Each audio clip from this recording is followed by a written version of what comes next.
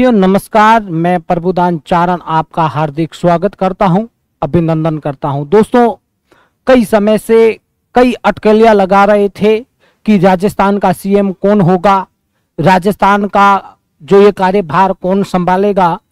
तो आखिरकार वो स्थिति कल क्लियर हो चुकी है कि राजस्थान के आने वाले 5 सालों तक सबको अगर कुशल मंगल रखे तो राजस्थान के सीएम कौन बनेंगे सबको पता है।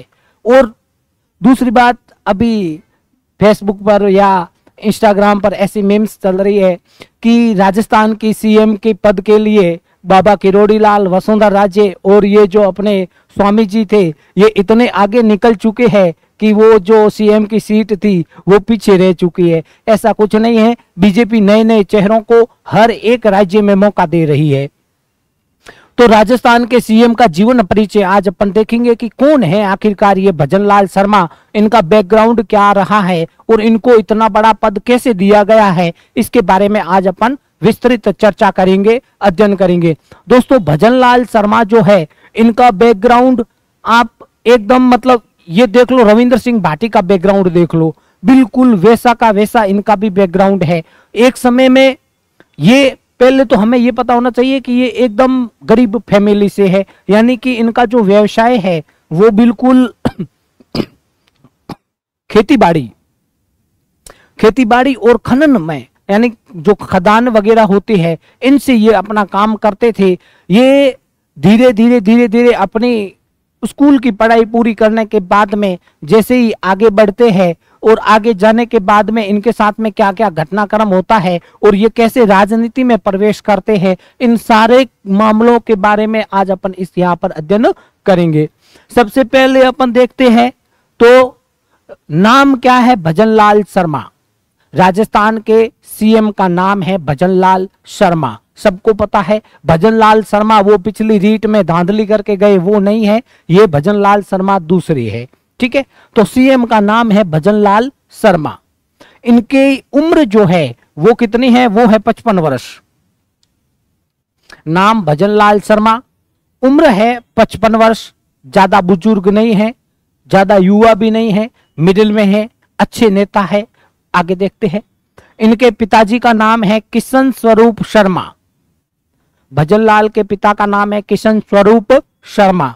इनका जो व्यवसाय है ये है कृषि एवं खनिज सप्लाई करना, यानी निजी क्षेत्र में अपने खुद के मतलब पर्सनली कार्य जो है वो क्या है, एक तो खेती का कार्य है और खनिज सप्लाई करना, खनिजों का आदान प्रदान करना, ये निजी क्षेत्र में इनका व्यवसाय है। इनकी जो भजनलाल शर्मा की योग्यता है, यानी कि ये कहां तक पढ़े हुए हैं, तो इन्होंने एमए कर रखी है। क्या कर रखी है, एमए कर रखी है। और एमए भी किस में कर रखी है, राजनीति विज्ञान में, यानी पॉलिटिकल साइंस में इन्होंने एमए कर रखी है भजनलाल शर्मा ने।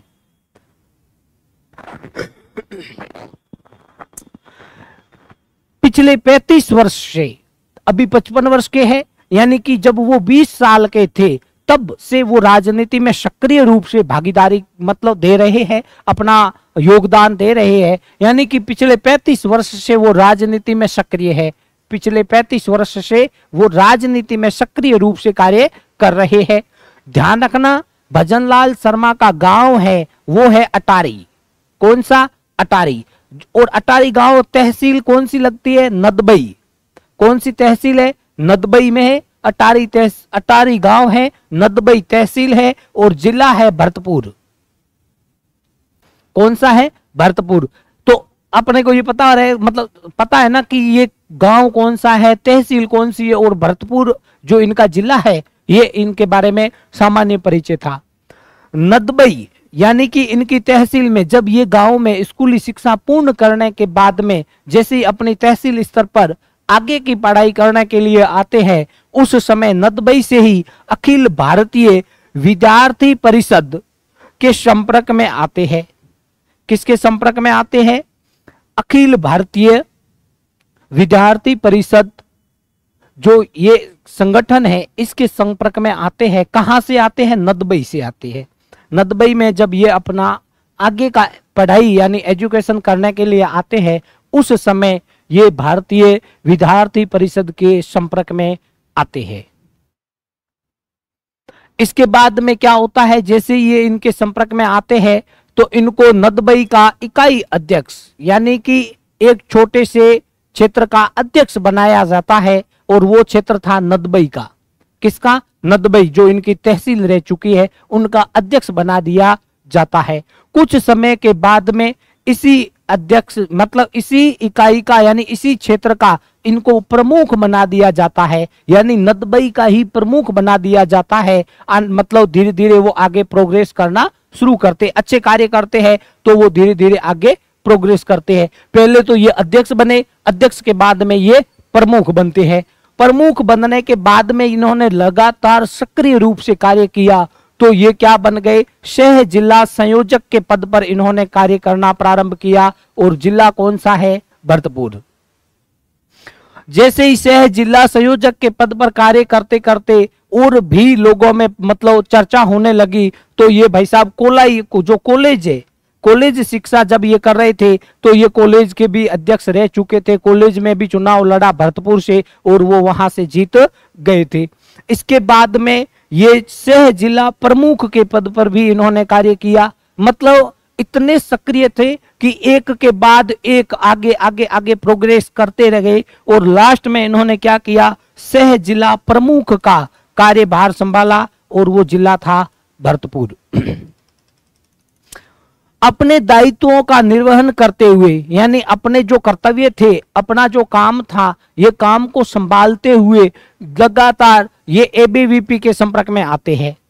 1990 की बात है, एबीवीपी के संपर्क में आते हैं, और कश्मीर अभियान, कश्मीर मार्च जिसको अपन कह सकते हैं, कश्मीर मार्च में बात है 1990 की, ध्यान रखना, यानी कश्मीर अभियान के सक्रिय सहभागी रहा, और लगभग 100 कार्यकर्ताओं के साथ उधमपुर तक, कहां तक?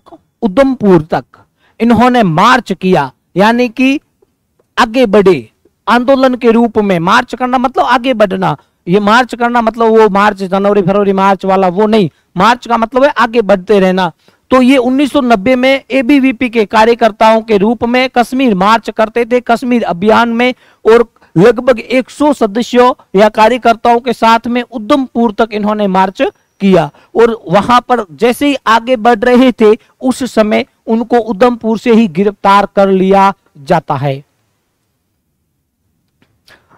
गिरफ्तार करने के बाद में कुछ समय बाद में इनको वापस रिहा हो जाते। ऐसे हमारे रविंद्र सिंह भाटी जो ये कॉलेज के समय ये अध्यक्ष भी रहे थे, उस समय कई बार गिरफ्तारियां हुई थी, पर वो बंदा रॉयल था, उनको ज्यादा दिनों तक अंदर रख नहीं सकते थे वो, वैसे ये भी बंदा था, इनकी भी गिरफ्तारी हुई, और कुछ दिनों के बाद में ये वापस बाहर आते हैं। और 1992 में श्री राम जन्मभूमि आंदोलन, क्या है? श्री राम जन्मभूमि आंदोलन किया, और जेल भी गए वापस।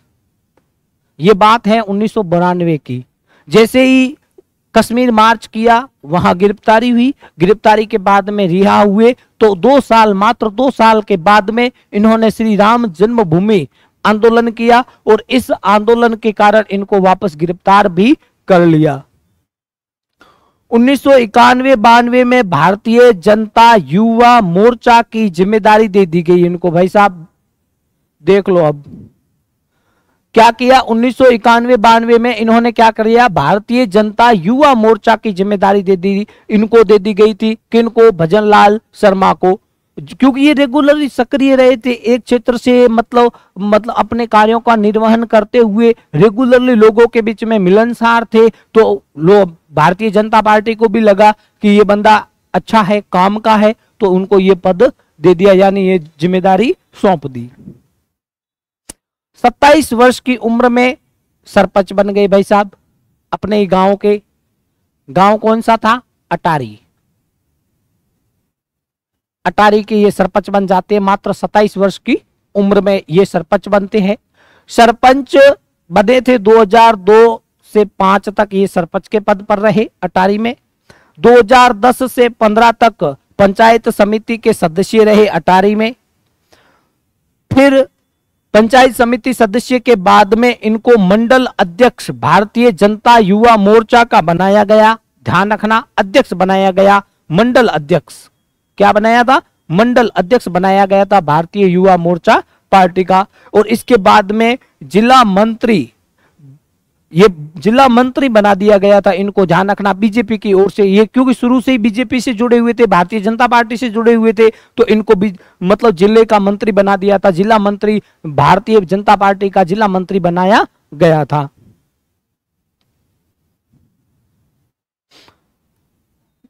इसके बाद में जिला महामंत्री बनाया गया था भारतीय जनता युवा मोर्चा का। 3 बार इन्होंने ये जिला क्या है, जिला महामंत्री के रूप में इन्होंने कार्य किया था। जिले के महामंत्री के रूप में 3 बार कार्य किया था। भारतीय जनता युवा मोर्चा के रूप में इन्होंने ये पद संभाला था 3 बार। और इसके बाद में ये जिला मंत्री के पद पर पहुंच गई। भारतीय जनता पार्टी जो जिला मंत्री होती है उनके पर, और भरतपुर का भारतीय जनता पार्टी के मंत्री बन चुके थे। इसके बाद में जिला महामंत्री बन चुके थे भारतीय जनता पार्टी की ओर से, ये भी भरतपुर से ही थे। और लास्ट में जिला अध्यक्ष बनाया गया, ये बनाया था 2009 से 14 तक, 2009 से 14 तक। और कहां का, ये भी भरतपुर का ही जिला अध्यक्ष बनाया गया था। इसके बाद में प्रदेश के उपाध्यक्ष यानी पूरे राजस्थान के उपाध्यक्ष युवा मोर्चा के रूप में इन्होंने संभाला था, और ये था 14 से 16 तक। और भाजपा राजस्थान की ओर से ये इनके उपाध्यक्ष के रूप में इन्होंने कार्य किया था।